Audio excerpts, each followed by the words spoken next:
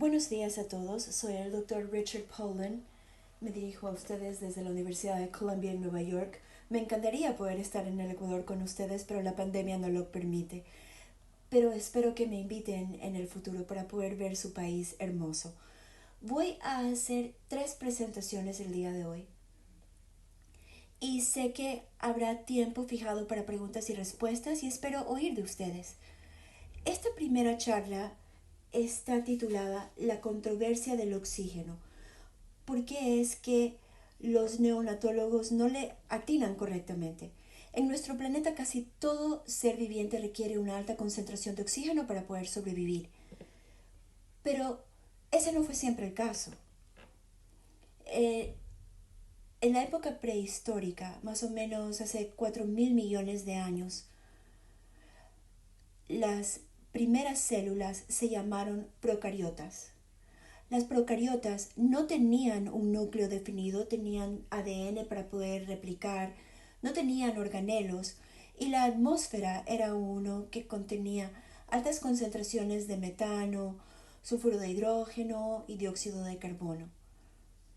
Las primeras células que produjeron oxígeno se llamaron eucariotas y las eucariotas tienen un núcleo definido y tienen los organelos para producir oxígeno. Y esto ocurrió a través de un proceso que se llama endosimbiosis. Entonces aquí tenemos nuestra célula procariota. No hay un núcleo definido. Y a medida que el núcleo se define y es rodeado por una membrana, esto es ADN, la procariota ingiere a otros tipos de bacterias, bacterias aeróbicas y cianobacterias. Las cianobacterias son importantes porque ellas pueden utilizar um, el dióxido de carbono y producir oxígeno. Entonces, si volvemos y miramos la elevación en el oxígeno, la fotosíntesis orgánica mediante eucariotas que han ingerido a estas cianobacterias aumentan el número de oxígeno, la cantidad de oxígeno en la atmósfera, y aumentó significativamente cuando se rastrearon las plantas hace 500 u 800 millones de años. Los humanos han desarrollado un sistema complejo de mover el oxígeno desde la atmósfera hacia los pulmones y los diversos órganos del cuerpo. Pero el feto es diferente. El feto tiene una placenta y la placenta no es tan eficiente como nuestros pulmones. Como ustedes saben, el PaO2 promedio en el feto es más o menos 40 milímetros de mercurio. Por ende, el feto crece y prospera en un entorno que es relativamente hipoxémico. El PO2 promedio al nacimiento está más o menos entre 30 y 40. Por ende, cuando los bebés nacen, los vemos azulados. Y eso es de preocupación para muchos pediatras y neonatólogos. Y yo describo ese término como cianofobia o temor al color azul. Y eso me lleva a la controversia de oxígeno, el tema del que voy a hablar hoy. Uno es el uso del oxígeno en bebés con menos de 28 semanas de gestación, los resucitamos con oxígeno, y de ser así, a qué concentración. Y en segundo lugar, identificamos la meta ideal de rango de saturación de oxígeno para bebés en la UCI. Ahora, el mundo está dividido. Algunas personas piensan que el oxígeno es estupendo. Y yo tomé esta foto en Las Vegas. En Las Vegas tienen bares de oxígeno para personas que, que han pasado muchas horas apostando y pueden ingerir altas concentraciones de oxígeno. Pero tenemos que tener cuidado. Quiero que se fijen en las dos mujeres de esta foto que están en el centro aquí, porque yo las seguí después de haber ingerido o inhalado oxígeno. Y recuerden que el oxígeno ocasiona radicales libres y así es como terminaron las mujeres. Así que el oxígeno no siempre es bueno para el cuerpo. La lección de que quizás el oxígeno no es bueno en altas concentraciones proviene de este animalito que se llama la rata topo desnuda. Este animal no es una rata realmente. El término latín es Heterocephalogleber y esta es una foto del animalito. Tienen ojitos pero son ciegos, viven en grandes colonias, principalmente en África subsahara, con una reina y los topos obreros. Y es muy interesante porque son los roedores de mayor duración. Ellos viven de 38 a 40 años, que es más de 100 años para un adulto humano, y viven en un entorno que es principalmente anaeróbico. No desarrollan aterosclerosis ni cáncer. Entonces, esto sugiere, por lo menos en este sistema, para este animal, que a ellos les va bien, completamente sin el uso de oxígeno. Entonces, ¿dónde yace? ¿Dónde está la verdad? Esta es la persona que creemos que descubrió el oxígeno. Él es polaco, desde los años 1500 a 1600 más o menos, y él realizó experimentos donde calentó el salitre y descubrió que esto libera oxígeno al ambiente. Su nombre es Michael Sanvogies, y él llamó a esta sustancia que fue liberada el alimento de la vida, pero nosotros sabemos que es oxígeno. Y luego en los 1600, un científico británico famoso llamado John Mayow realizó un experimento clásico. Tomó a un ratón y una vela y lo colocó en un frasco en forma de campana. Entonces, apenas se apagaba la vela, el ratón moría. Si no había vela, el ratón vivía por un periodo de tiempo prolongado. Y él concluyó que hay una sustancia mágica en el aire que lo llama Spiritus Nitrous Aereus. Más o menos 100 años después tenemos a Carl Wilhelm Scheele, y en círculos académicos también es conocido como Scheele de mala suerte. Él hizo exactamente el mismo experimento de John Mayow, pero nunca publicó sus resultados. Entonces, él es un académico terrible y por eso las personas lo llaman Scheele de mala suerte. El redescubrimiento de lo que nosotros llamamos oxígeno fue presentado por Joseph Priestley, y 2 años después del Dr. Scheele, él publicó las mismas observaciones que Mayow hizo hace varios años. Tomó un frasco, puso una vela, un ratón. Primero se apagaba la vela y el ratón moría por falta de aire. Luego vimos que Lavoisier fue el que eventualmente supo que el oxígeno era esta sustancia mágica en el aire. Y luego Priestley continuó con experimentos adicionales. Él colocó una planta verde en el frasco y eso pareció refrescar el aire, permitiendo que la vela se mantuviera prendida y que el ratón viviera. En agosto de 1774, él tomó una porción de óxido mercúrico y lo expuso a la luz del sol. Y nuevamente dijo que el gas que fue emitido fue 5 veces mejor que el aire común. Y también escribió en esa época, dijo, ¿quién podría decir que en el tiempo este aire muy puro puede convertirse en un artículo de lujo y al que por ende solamente 2 ratones y yo hemos tenido el privilegio de respirar? Él lo llamó aire deflogisticado, pero era oxígeno.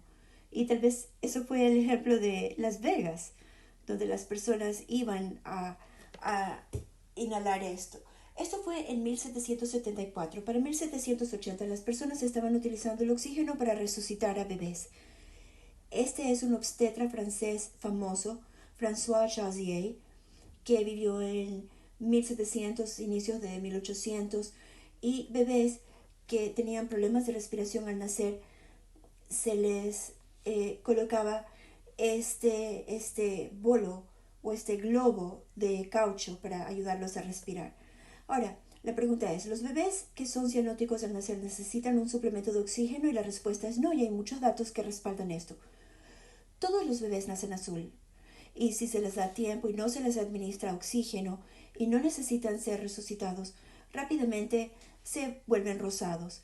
Y este es uno de los primeros estudios por Roberty, mirando a bebés que principalmente tenían 35 semanas de gestación y más, mirando los cambios en saturación en el eje y el tiempo en minutos en el eje X. Y pueden ver que todos estos bebés gradualmente aumentaron su saturación hasta más o menos 5 a 8 minutos de vida, en los cuales los valores de saturación eran 90% o más.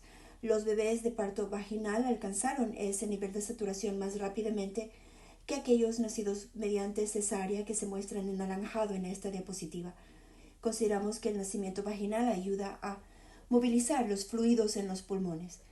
Luego de algunos años, en el 2010, Jennifer Dawson y otros colaboradores de España y Australia publicaron estos estudios mirando el cambio en el valor de saturación en minutos después de nacer y lo dividieron en percentiles, el tercer percentil hasta el percentil 97, pero aquí tenemos el percentil 50 acá, con bebés que empezaron con una saturación de más o menos 50%, por ende se ven cianóticos, pero nuevamente, más o menos a los 5 u 8 minutos de vida, los valores de saturación en el bebé promedio alcanzaron un valor de más o menos 90%. La excepción de este estudio solamente es el 8% de bebés con menos de 32 semanas de gestación. Entonces es básicamente pretérmino, tardío y a término. Entonces esto me lleva a la recomendación ILCOR. ILCOR es el Comité Internacional de Resucitación y vemos que los valores de saturación son bastante bajos y en el bebé promedio, especialmente aquellos que no requieren resucitación o reanimación y aumentan la saturación gradualmente. La saturación alcanza más o menos un 90%. Y esto nos indica que no hay necesidad en el bebé promedio de llegar al 90% en pocos minutos. Si se los deja tranquilos, ellos llegarán a un nivel de saturación de 85 a 90%. Vamos a mirar la literatura y no voy a pasar mucho tiempo en los bebés tardíos, pretérmino tardíos y a término. Vamos a ver un metaanálisis publicado en Pediatrics en el 2019 y esto es publicado por ILCOR. Estos son 12 artículos de más o menos 2,000 bebés a término y pretérmino tardío con más de 35 semanas de gestación. 5 fueron ensayos clínicos randomizados, 5 fueron cuasi randomizados y 2 fueron de estudios de seguimiento a largo plazo. Y se comparó la reanimación con FiO2 de 0.21 en comparación con FiO2 al 100%. Esto fue publicado en el 2007 y aquí tenemos el resultado y estamos mirando mortalidad a corto plazo. Estos son los estudios que miraron y pueden ver que la mortalidad a corto plazo fue significativamente mejorado. Los variables son menos de 1 en la reanimación de bebés con una menor concentración de oxígeno, que es 21% versus 100% de oxígeno. Y esto es lo que las lecciones nos han enseñado durante los años, que en los bebés tardíos o pretérmino, la reanimación con 21% de oxígeno parece reducir la mortalidad. Pero el tema de controversia es qué hacemos para los bebés que son de menos de 28 semanas de gestación. Voy a mostrarles un ensayo randomizado y el metaanálisis. Todos ellos han tomado una mirada ligeramente diferente a esta pregunta. ¿Qué es mejor para los bebés con menos de 28 semanas de gestación? El primero se llama el estudio Torpedo, un estudio muy famoso, que es un ensayo clínico randomizado sin mascarilla. Esto significa que el proveedor en la sala de parto está haciendo los ajustes en el oxígeno y estos son bebés con menos de 32 semanas de gestación que están siendo reanimados, sea con aire del ambiente o 100% de oxígeno. La meta aquí tenía que haber sido 6,291 y solamente estudiaron a 287 bebés con una edad gestacional promedio de 28 semanas y el reclutamiento se detuvo en el 2014. En un análisis preespecificado, la mortalidad hospitalaria fue 22% en el grupo de infantes reanimados con aire del ambiente y 6% en infantes reanimados con 100% de oxígeno, lo cual parece ser que el 100% de oxígeno fue beneficioso para estos bebés a pretérmino. Un estudio controversial, nuevamente, fue detenido en etapa muy temprana y de hecho pensaron que el aire del ambiente iba a ser mejor, pero de hecho no fue así, se asoció con una mayor mortalidad. Ahora voy a mostrarles un metaanálisis de paciente individual. Esto es del Dr. Oai de Melbourne, Australia. Miraron 8 estudios clínicos randomizados con bebés de menos de 32 semanas de gestación, comparando lo que llaman altas concentraciones de oxígeno, que es por lo menos 0.6, versus concentraciones bajas de oxígeno, menos de 0.3 para la reanimación de bebés pretérmino con menos de 32 semanas de gestación. Es decir, los bebés no llegaron a un valor de 85% u 80% a los 5 minutos de edad. Iban a tener un aumento en el riesgo de resultados adversos, mortalidad, IVH severa o DVP. Esto muestra que el 80% a 5 minutos de edad, porque fue el límite más bajo recomendado por ILCOR. Y estos son los resultados de ese estudio. Los bebés con un VO2 menor a 0.3 fueron más probables a no alcanzar una saturación de 80% en 5 minutos. Y una saturación menor a los 5 minutos estuvo asociada con una menor frecuencia cardíaca y mayor mortalidad. El segundo metaanálisis que les voy a mostrar es de la biblioteca de Cochrane, que fue en el 2018, y esto compara la reanimación con menos de 0.4 o mayor o igual a 0.4, y todo es con bebés a pretérmino. Y de hecho, no marcó ninguna diferencia si fueron reanimados con menos de 0.4 o más de 0.4 en términos de mortalidad. Aquí tenemos las relaciones de riesgo. Entonces no hay ninguna diferencia significativa en la concentración de oxígeno utilizada para la reanimación. Esto es de la librería de la biblioteca de Cochrane. Y ILCOR mira la misma pregunta. Y aquí están comparando nuevamente el uso de oxígeno para la reanimación en bebés a pretérmino. Todos estos bebés tenían menos de 35 semanas. 10 fueron randomizados para ensayos clínicos, 4 estudios observacionales y 2 con seguimiento a largo plazo. 7 de los ensayos clínicos randomizados incluyeron a bebés con menos de 28 semanas de gestación y eran 467, y compararon una mortalidad a corto plazo, a largo plazo y una discapacidad de neurodesarrollo. Y todos estos metaanálisis han mirado diferentes concentraciones de oxígeno para la reanimación y miraron 3 resultados principales: mortalidad a corto plazo, a largo plazo y un retraso de neurodesarrollo. Todos estos son ensayos clínicos randomizados, número de estudios, número de bebés, y de hecho no son significativos. No hay diferencias en mortalidad a corto plazo, a largo plazo, ni en el retraso de desarrollo neuronal. Pero también han mirado lo que llaman un análisis graduado, mirando cuán buenos son los datos, y sintieron que la confianza en los datos fue extremadamente bajo para todos estos resultados. Pero en este metaanálisis en bebés de menos de 32 semanas de gestación no hay ninguna diferencia en mortalidad a corto plazo, a largo plazo, ni en el retraso de neurodesarrollo. Voy a mostrar un ensayo clínico que recientemente fue publicado y es muy interesante porque miran el efecto fisiológico de reanimar a los bebés, sea con 30% de oxígeno o 100% de oxígeno. Todos estos son bebés menores a 30 semanas de gestación y solamente fueron 44 bebés en el estudio. Y el resultado primario en este estudio fue uno fisiológico.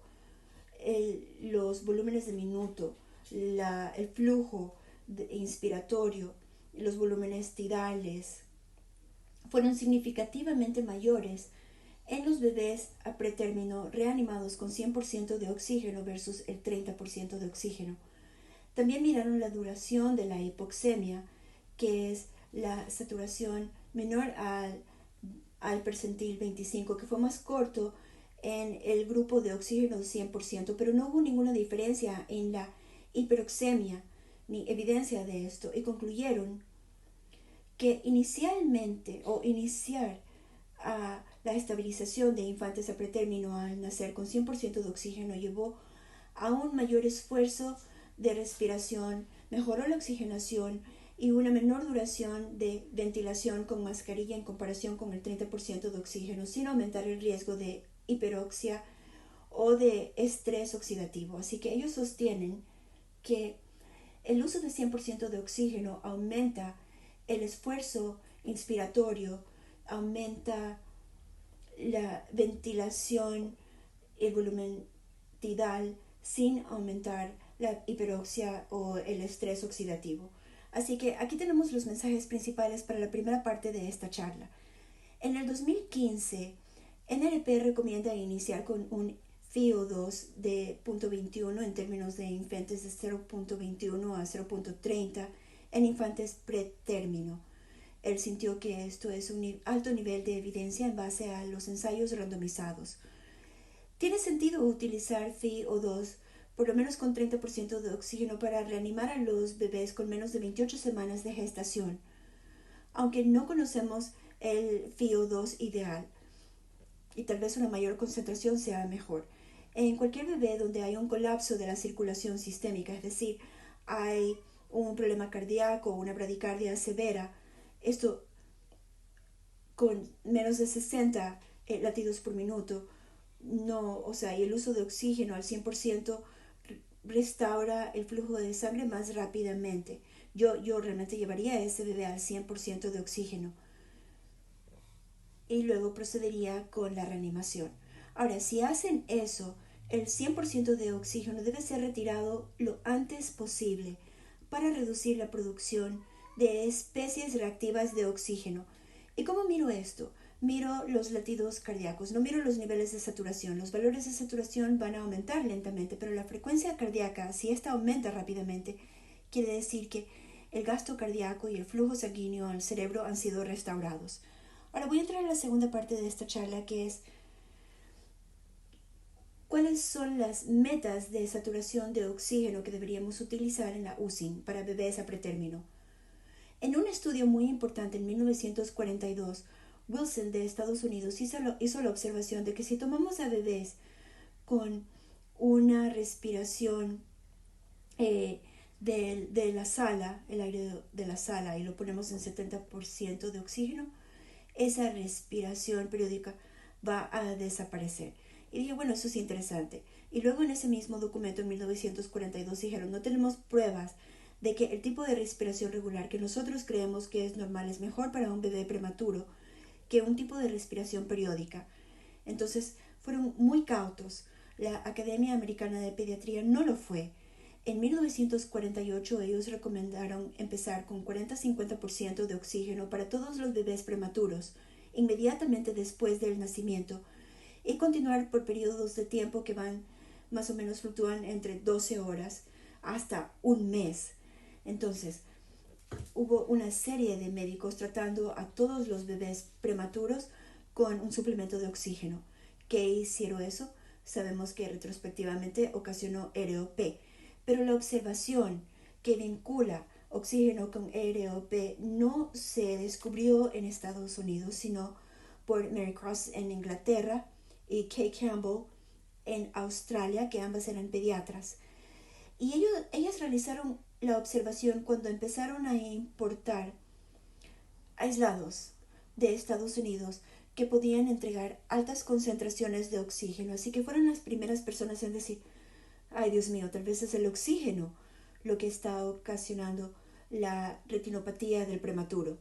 Y en otros ensayos randomizados, este es uno muy pequeño de Estados Unidos, en el cual los bebés estaban recibiendo oxígeno de rutina, siguiendo la recomendación de la Asociación de Pediatría, o, por ejemplo, solamente oxígeno si es que el bebé se veía cianótico, no había saturación de los oxímetros de pulso cuando se hacía esto. Y miren los resultados. Tenemos cambios en los vasos sanguíneos, que es lo que ellos llamaron RLF. Nosotros lo llamamos retinopatía de madurez o RLF cicatrizante. Y pueden ver que aquí en el grupo de rutina los cambios van de 70% versus 31% y en este grupo 17% versus 5%, claramente mostrando, como muchos estudios lo hicieron, que el uso rutinario del oxígeno que no es monitoreado por periodos extendidos de tiempo puede llevar a ROP, o sea, una retinopatía del prematuro. Ahora, muchos de ustedes no tendrán la edad como para acordarse de esto, pero incubadoras que fueron producidas tenían una bandera roja plástica y si iban a utilizar más del 40% de oxígeno, tenían que levantar esa banderita roja de plástico. Ahora todo esto ya está bien, pero había un efecto secundario y eso fue, siguiendo el uso restrictivo del oxígeno, hubo un aumento en la mortalidad en infantes con RDS y parálisis cerebral en infantes a pretérmino y 16 infantes morían por, por cada infante que se salvó de ceguera. Entonces, ¿no es esto lo que todos los estudios nuevos han demostrado? En estos estudios no tenían estos oxímetros de pulso y solamente daban oxígeno cuando el bebé se veía un poco azul. Y saben lo difícil que es estimar la cianosis simplemente mediante una inspección visual. Así que esto nos lleva a la pregunta, ¿cuál debería ser la meta de PaO2 o de saturación? Si piensan en esto en términos fisiológicos, la idea es evitar la hipoxia pulmonar, la vasoconstricción, evitar un metabolismo anaeróbico y acidosis láctica. Hay que minimizar el estrés oxidativo y también queremos cumplir con las demandas de oxígeno en los tejidos.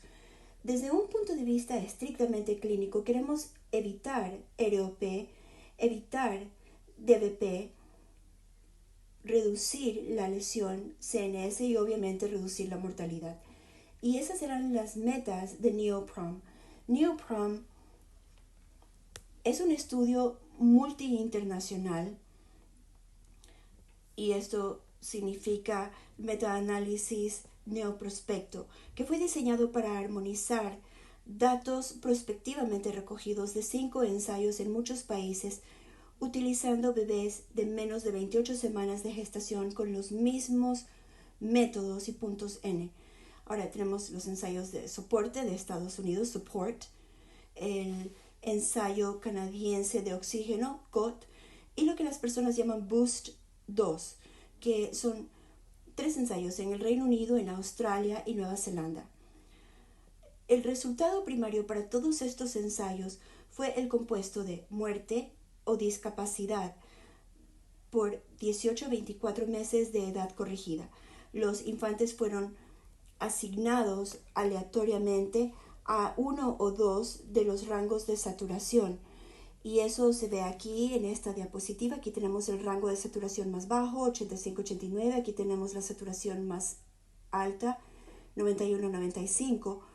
Pero lo interesante sobre este estudio es que los médicos en la cabecera tenían que estar ciegos, tenían que mantenerlos dentro de un rango específico de saturación de 80-90%. Entonces tenían que determinar la manera de cómo ponerle, o sea, cómo taparles los ojos para que no pudieran ver y poder ver llegar a las diferentes fluctuaciones o rangos. Entonces, al adaptar los oxímetros 3% más bajo, 3% más alto a lo que los clínicos veían en la cabecera. Entonces, por ejemplo, si un clínico veía una saturación de 90% en la cabecera de la cama y está dentro del rango alto de meta, el valor de saturación probablemente era 93%. Y para el grupo de meta baja, si estaba en 92%, lo que el bebé de hecho estaba recibiendo era 89%. Entonces, los oxímetros fueron desarrollados para engañar a los médicos en la cabecera. Pero, al igual que con todo estudio, hubo controversias con este. Primero, pensaron que no había ningún traslape en estos rangos de saturación, pero sí lo hubo, y mucho.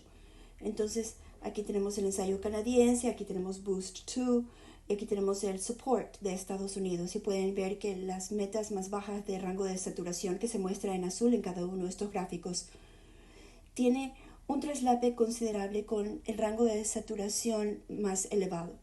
El segundo problema es que hubo un problema con el oxímetro y una anomalía diseñada en los oxímetros que utilizaban fue notado a la mitad del ensayo. En Boost 2 de Australia y Reino Unido, pero no de Nueva Zelanda, y en el ensayo COT se cambió el algoritmo del oxímetro para corregir ese efecto. Voy a mostrarles cómo se ve eso. Estos son los datos de Ben Stenson con 178 bebés, un cohorte del Reino Unido, incluyendo datos de máximo, el oxímetro de pulso máximo. Este es el que pensaron que tenía el algoritmo incorrecto o antiguo, está mostrado en rojo, y Nellcor con un algoritmo moderno. Y estos son simplemente bebés que estaban en la UCI y se los trataba de mantener en un rango de 90 a 95%. Y si vemos Nellcor, vemos una curva muy buena. La mayoría de los bebés están en los rangos de saturación que consideramos aceptables. Pero si vemos el algoritmo máximo, mostraron menor saturación de 87-90% y más valores de saturación a 95% o más. Entonces, el algoritmo máximo produce un efecto que reduce el número de valores de saturación aquí y un aumento en los valores de saturación acá. Y el tercer problema con el estudio NeoProm, y esto está basado en datos de SMB que muestran del ensayo SUPPORT en el rango de menor saturación, que hubo un aumento en la mortalidad, y Boost 2, AU y Boost 2, Reino Unido, nunca se completó. Entonces, esto es lo que la Biblioteca Cochrane dice sobre esa literatura ahora, incorporando el estudio NeoProm. Entonces, si miramos la muerte o el retraso de neurodesarrollo, vemos aquí no hay un cambio. Los rangos de menor saturación producen más enterocolitis necrotizante. Los rangos mayores de saturación producen más retinopatía del prematuro, pero no ceguera. Y más de esos bebés en los mayores rangos de saturación requirieron oxígeno a las 36 semanas de gestación. Esta es otra manera de mirarlo, y esta diapositiva me fue dada por Sachin Lockney de California. Y estamos mirando tres conjuntos de gráficos de barra. Uno es el grupal, este utiliza en cambio el algoritmo original, y este utiliza el algoritmo revisado. La mitad inferior de estas barras es mortalidad. El anaranjado o rojo es el grupo de saturación randomizado a 91-95%. El azul oscuro es randomizado a 85-89%. Entonces, si miramos los datos grupales, hay una diferencia en mortalidad, lo cual significa que más bebés murieron en un rango de saturación menor que en el mayor, pero no hay ninguna diferencia en muerte o discapacidad. Los otros colores representan discapacidad, entonces toda la longitud de la barra representa muerte o discapacidad. Si miramos el algoritmo original no hay ninguna diferencia, y si miramos simplemente el algoritmo revisado, hubo una diferencia significativa en la muerte o discapacidad y en mortalidad al mantener a los bebés en el rango de saturación más bajo. Y este es un estudio publicado recientemente, es un metaanálisis de NeoProm mirando los resultados a los 18 a 24 meses de vida, y no muestra ninguna diferencia significativa entre los niveles de saturación más altos y más bajos.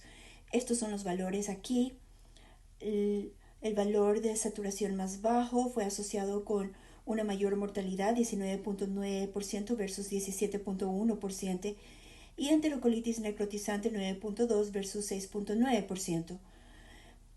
El rango de saturación más alto fue significativamente asociado con un mayor índice de frecuencia de ROP, pero sin ceguera, 10.9% versus 14.9%, y oxígeno requerido a las 36 semanas de edad gestacional. En el 2016, Michelle Walsh y Richard Martin publicaron Este estudio interesante, mirando datos de simplemente unos cuantos de los centros de Estados Unidos del ensayo SUPPORT, ellos compararon índices de sobrevida y causas entre bebés SGA y AGA por los grupos de saturación asignados utilizando Kaplan-Meier, y la mortalidad de AGA, infantes AGA, no difirió. Ahora, si miramos los SGA, ellos tuvieron casi el doble de mortalidad cuando fueron asignados a la saturación menor versus la mayor, 56.1% versus 25.5% en el grupo de saturación más alta. Este es un estudio de Julie DeFiore y Richard Martin mirando los valores de saturación y vieron lo que se logró y miraron a 1.316 infantes randomizados a valores de saturación más altos y más bajos. Bebés SGA asignados al rango de saturación más baja lograron valores de saturación media más bajos y pasaron más tiempo en saturación en comparación con menos de 80% de bebés. Los bebés SGA asignados a menor saturación exhibieron una mayor frecuencia de eventos de hipoxemia intermitente prolongada, y el tiempo de hipoxemia y los incidentes de saturación, eventos de saturación intermitente prolongada, fueron asociados con una menor supervivencia a los 90 días. Y aquí vemos, porque aquí se lograron los niveles de saturación en los bebés randomizados versus los de rango de saturación más alto y más bajo. Ahora quiero pasar los últimos minutos hablando sobre la hipoxemia intermitente. Esto se supone que es proinflamatorio, y esta es una imagen de Richard Martins de su grupo de investigación. Sabemos que los bebés a pretérmino tienen un control respiratorio deficiente o inmaduro que lleva a una hipoxia o reoxigenación intermitente, y esto aumenta el valor de saturación de oxígeno, aumenta la producción de radicales libres y regula hacia la baja el SOD. Eso lleva a una respuesta proinflamatoria, y esa respuesta proinflamatoria en varios intervalos empeora el control respiratorio. Estos son datos de el USIN de él, mirando los números de valores de desaturación en un cohorte de bebés de 24 a 28 semanas de gestación, donde vemos eventos hipóxicos. Podemos ver una elevación gradual y un pico más o menos en semanas 4 a 5, y de hecho algunos bebés tienen cientos de valores al día de estos eventos hipóxicos intermitentes. ¿Es esto significante? Probablemente. Y en este grupo se mira a los bebés que requieren de terapia de láser versus no terapia de láser para ROP, y los que tuvieron terapia de láser tuvieron más eventos. Es decir, cada vez que un bebé se desatura, es probable que una enfermera coloque a ese bebé en un aumento de saturación de oxígeno. Ahora, este es un estudio de POETS, que es un análisis de bebés enrolados en el ensayo canadiense. Y aquí el resultado positivo fue muerte después de 36 semanas de edad postmenstrual, una discapacidad motora, cognitiva, un retraso en el lenguaje, una pérdida significativa del oído o ceguera. Y aquí tenemos la curva, es bastante drástica. Estamos mirando la probabilidad de una muerte tardía o discapacidad en el eje y vemos como la curva va subiendo. Y es simplemente que estos eventos que ocurren comúnmente en la UCI realmente importan. Ahora voy a mostrarles unos datos de Australia en los bebés mantenidos con CPAP. Y se hace la pregunta, si queremos mantener a los bebés dentro de un rango dado, ¿cuán fácil es hacer eso cuando no tenemos control sobre la ventilación? Es decir, son bebés en CPAP. Entonces, en este estudio están buscando episodios de hiperoxia prolongada definida como un valor de saturación mayor a 93% o hipoxia definida como un valor de saturación menor a 80%. Hay 45 bebés en el estudio. Estaban tratando de centrarse en el rango de saturación de 88 a 92%. Y de hecho pudieron lograr eso solamente el 31% de las veces.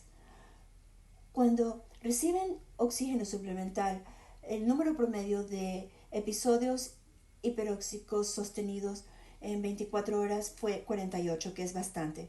Se hicieron ajustes en las concentraciones de FiO2, que fueron hechos de 16 a 41 veces al día, una media de 25, y un aumento en la frecuencia de hiperoxia cuando no estaban muy bien tratados. Y aquí vemos el oxígeno suplemental y podemos ver que este es el rango que estaban buscando. Lo lograron solamente el 30% de las veces. El 21% de las veces era mayor al 96%. ¿Por qué?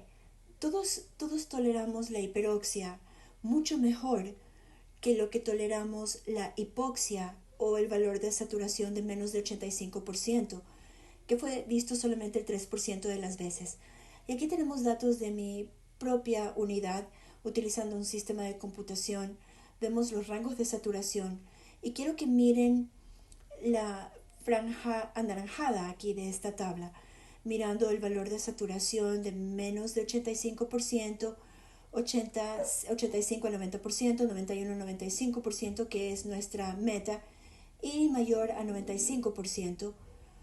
Y pueden ver aquí, solo los podemos poner en este rango más o menos del 40% de las veces, más del 95%, 32.5%. Y en estos rangos que consideramos bajos, 85 a 90 o menos de 85, más o menos el 20% de bebés, 12% de bebés cayeron en ese rango.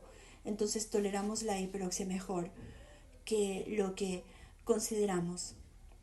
Entonces, ¿cómo reducimos la frecuencia de estos eventos hiperóxicos intermitentes? Uno es con el uso de la cafeína. Este es un ensayo clínico randomizado de, eh, de un estudio pediátrico mirando a los bebés de 25 a 32 semanas de gestación. Luego se les hizo seguimiento, fueron randomizados para el uso de cafeína o no cafeína. 95 bebés en el estudio, 42 en el de no cafeína. Aquí tenemos PMA 35 semanas, PMA 36 semanas. Entonces, aquí el grupo de cafeína es mostrado en azul y aquí los que no reciben cafeína se muestran en rojo. Y podemos ver los umbrales de saturación por debajo del 90%, por debajo del 85%, por debajo del 80% de que la cafeína en un bebé de 35 semanas de gestación reduce significativamente los episodios hipoxémicos. En 36 semanas fue significativo, menos del 90% y menos del 85%. Entonces la cafeína claramente, como sabemos, porque reduce la bradicardia de apnea, reduce los episodios de hipoxemia intermitente. Otro sistema que no utilizamos en este país porque no ha sido aprobado por la FDA, se usa ampliamente en Europa, no sé si en Latinoamérica, es el control de bucle cerrado de oxígeno inspirado. Aquí la oxigenación es monitoreada generalmente con valor de saturación medido por un oxímetro de pulso y luego un algoritmo en el ventilador o en el sistema CPAP y el oxígeno que es entregado al paciente. Si el valor de saturación es muy alto, se aumenta, se reduce la cantidad de oxígeno que está recibiendo el bebé. Si es muy bajo, se lo aumenta. Ahora, tenemos un metaanálisis observacional de 10 estudios. La mayoría de los estudios utilizan oxímetros de pulso en su estudio de bucle cerrado. Todos los bebés estaban utilizando ventilación mecánica, CPAP, sin episodios frecuentes de apnea. Y se automatiza el uso del oxígeno versus la graduación manual.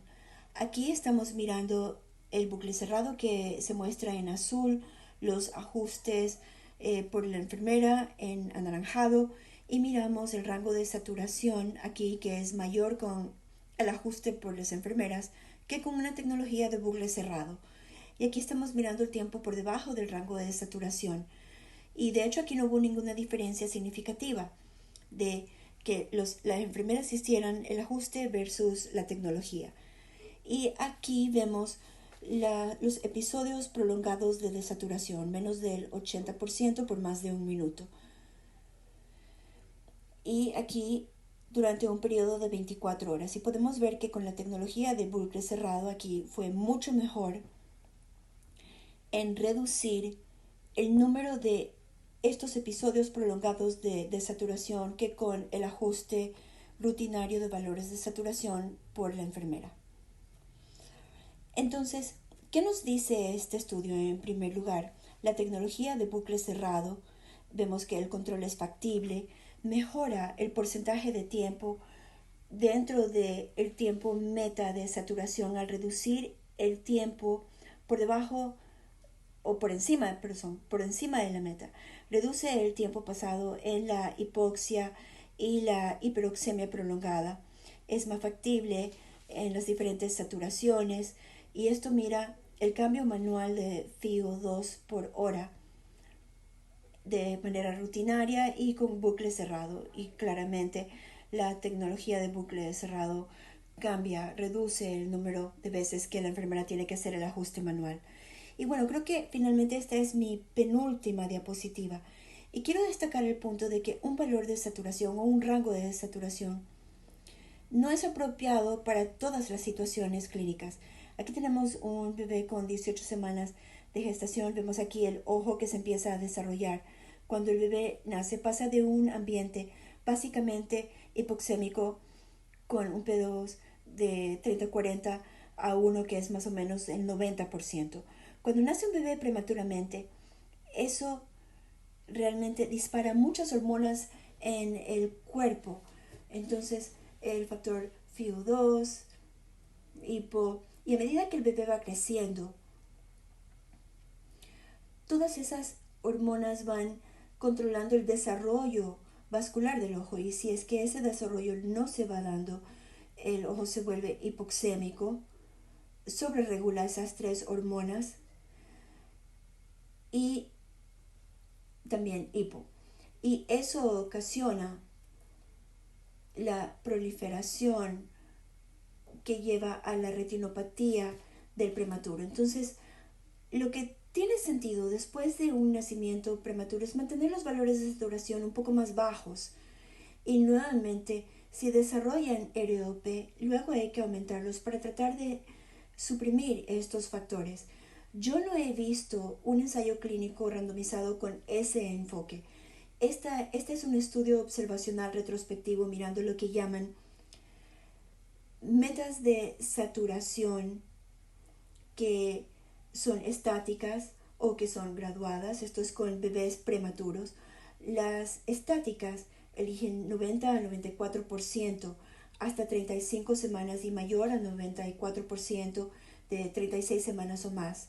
Las graduadas fueron 83 a 89% hasta 32 semanas, 90 a 94%, 33 a 35 semanas. Entonces, recuerden que esto es un estudio observacional retrospectivo y lo que mostraron es que utilizando un enfoque graduado, ROP severo fue reducido de 48 a 21, aquellos que requieren terapia de láser, de 35 más o menos a 20, DVP también se redujo y no hubo ninguna diferencia en la mortalidad. Esta es mi última diapositiva para esta presentación, entendiendo los rangos de saturación que están asociados con un aumento en morbidez y mortalidad. No es sinónimo de realmente determinar un nivel de saturación seguro o no seguro. La saturación ideal puede ser diferente para diferentes sistemas de órganos. Puede realmente y también puede variar en las diferentes edades gestacionales y postnatales. Parece ya demostrado al momento que el enfocarse en 91-91% es lo ideal, pero puede aumentar el riesgo de ROP. Hay varios documentos que demuestran esto, pero no ocasiona ceguera. Y simplemente, ya lo último es que mantener a un infante en un rango de saturación dado es difícil. Y para eso los bebés que tienen apnea frecuente, bradicardia, obviamente, al igual que ustedes, utilizaríamos cafeína o estamos mirando a la FDA para un control automático del oxígeno, la meta de oxígeno. Así que gracias por su atención. Sé que va a haber un periodo de preguntas y respuestas, así que con gusto responderé.